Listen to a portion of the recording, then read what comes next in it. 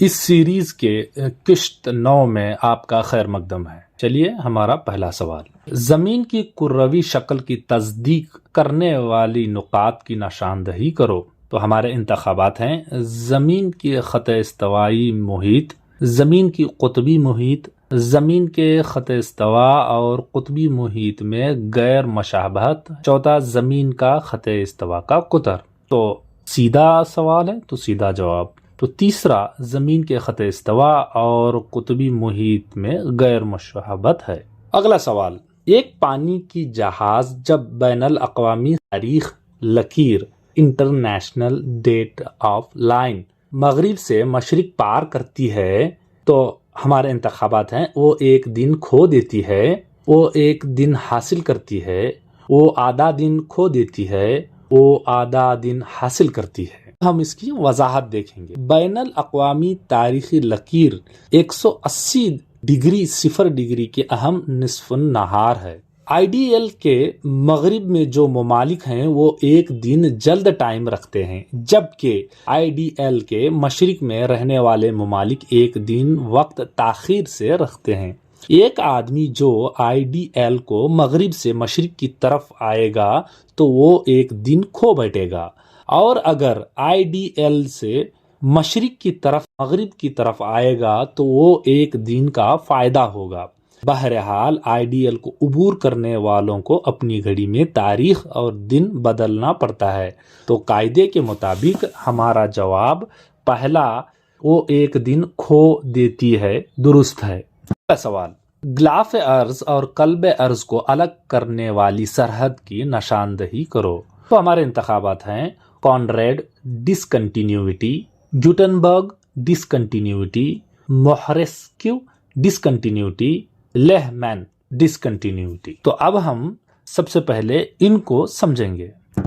پہلا انتخاب ہے کانریڈ ڈسکنٹینیوٹی۔ یہ قشر ارض کے سیل یا بر اعظمی پرت اور سیما یا سمندری پرت کے درمیان ہوتی ہے۔ تیسرا موہری-وسک، یہ قشر ارض اور غلاف ارض کے درمیان 8 سے 32 کلومیٹر گہرائی میں پائی جاتی ہے۔ چوتھا لیہمین سرحد قلب ارض کے باہری اور اندرونی قلب ارض کے درمیان واقع ہے۔ یہ کل 1637 کلومیٹر سطح زمین میں گہری ہے۔ اب گوٹنبرگ ڈسکنٹینیوٹی اندرونی غلاف ارض اور بیرونی قلب ارض کے درمیان ہے، تو اسی لیے ہمارا درست انتخاب ہے دوسرا، گوٹنبرگ ڈسکنٹینیوٹی۔ اگلا سوال، مندرجہ ذیل فہرست 1 کو فہرست 2 سے جوڑ لگاؤ اور دیے گئے کوڈ کا انتخاب کرتے ہوئے صحیح جواب کا انتخاب کرو۔ تو فہرست 1 میں چٹانیں دی گئی ہیں، فہرست 2 میں چٹانیں، اے بیسالٹ، گرافائٹ، چونے کا پتھر، ریتیلا پتھر۔ پہلا ہیرا، سنگ مرمر، کوارزٹ اور سچسٹ۔ ہم ان کا جوڑ لگا لیں گے۔ اے بیسالٹ، فورتھ سچسٹ، بی گرافائٹ، پہلا ہیرا، چونے کا پتھر سی، دوسرا سنگ مرمر، ڈی ریتیلا پتھر، تیسرا کوارزٹ۔ تو ہمارا درست انتخاب فورتھ ون، چوتھا۔ اگلا سوال، مندرجہ ذیل گروپس میں سے آتش فشانی چٹانوں کی نمائندگی کرتے ہیں، نشاندہی کرو۔ تو ہمارے انتخابات ہیں گرانائٹ سرخ پتھر، ڈیورائٹ، پیریڈیوٹائٹ، گیبرو، گرانائٹ، ڈیورائٹ، گیبرو، شیل، گیبرو، ڈیورائٹ، پیریڈیٹ، ریتیلا پتھر، پیریڈیوٹ، گرانائٹ، راک سالٹ۔ تو اس میں ہمارا درست انتخاب ہے پہلا، گرانائٹ سرخ پتھر، ڈیورائٹ، پیریڈیوٹ، گیبرو۔ اگلا سوال، مندرجہ ذیل میں کیمیائی موسم کا عمل کی نمائندگی کا انتخاب کرو۔ تو ہمارے انتخابات ہیں شدید سردی کا عمل، آبی عمل، آکسیجن کے ساتھ مرکب بنانا، تھرمل ایکسپینشن۔ تو اس کا صحیح جواب شدید سردی کا عمل۔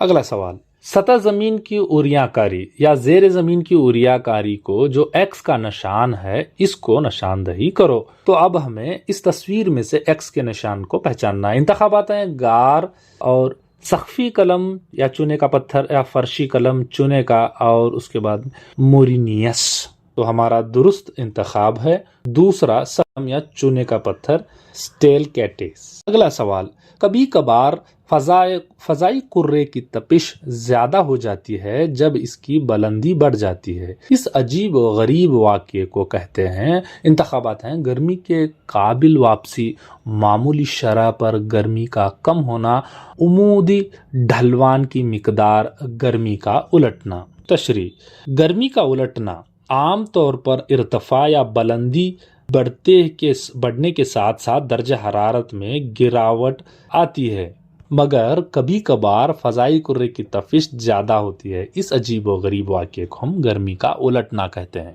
اگلا سوال، مندرجہ ذیل بادلوں کو بلندی کے لحاظ سے بڑھتی ہوئی ترتیب میں لکھو۔ تو ہمارے انتخابات ہیں زخیرل، طبقاتی بادل، گھنگریالے بادل، تاج یا نمبس۔ کے حل سے پہلے ہم ان بادلوں کی وضاحت دیکھ لیتے ہیں۔ طبقاتی بادل یہ سب سے نچلے فضائی بادل ہوتے ہیں، ان کا کم از کم 2 کلومیٹر کے اندر۔